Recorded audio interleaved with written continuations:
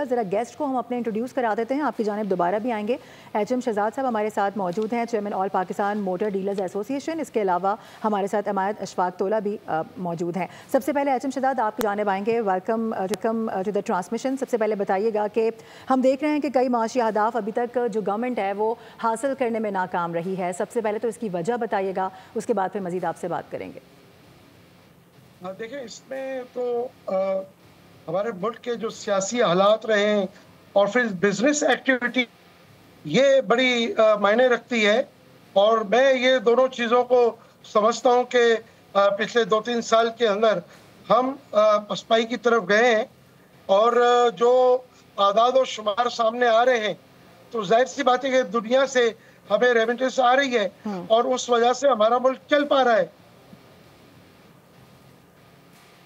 जी अच्छा एचएम शहजाद साहब, एक और बड़ी अहम बात, वो जो आपका सेक्टर है स्पेशली ऑटोमोटिव सेक्टर, आप लोगों को कोई तवक्कुआत हैं हुकूमत से? बजट में टैक्स के हवाले से कुछ खदशात हैं, रिलीफ की तवक्को रखते हैं टैक्स में आप? देखिए, इस दफ़ा पाकिस्तान की हिस्ट्री में फर्स्ट टाइम IMF ने जो है वो हुकूमत से कोई 3 चीज़ों की बात की है, जिसमें हुकूमत ने अभी तक तो जो हमें इशारे मिल रहे हैं तो उस पर तो पॉजिटिव हमें नज़र आ रहा है। एक तो हुकूमत को इन्होंने IMF ने कहा है कि आप गाड़ियों की यूज गाड़ियों की जो एज लिमिट है उसे 3 साल के बजाय 5 साल कर दें। और एक और बात कही है कि इन्हें कमर्शियल इंपोर्ट अलाउ करें। और तीसरा बतजरीज आइंदा 5 साल में 2030 तक जो ड्यूटीज एंड टैक्सीज हैं उसे ग्रेजुअली कम करते हुए जाएं आप। अब ये कल देखते हैं कि इस पर हुकूमत क्या स्टेप लेती है।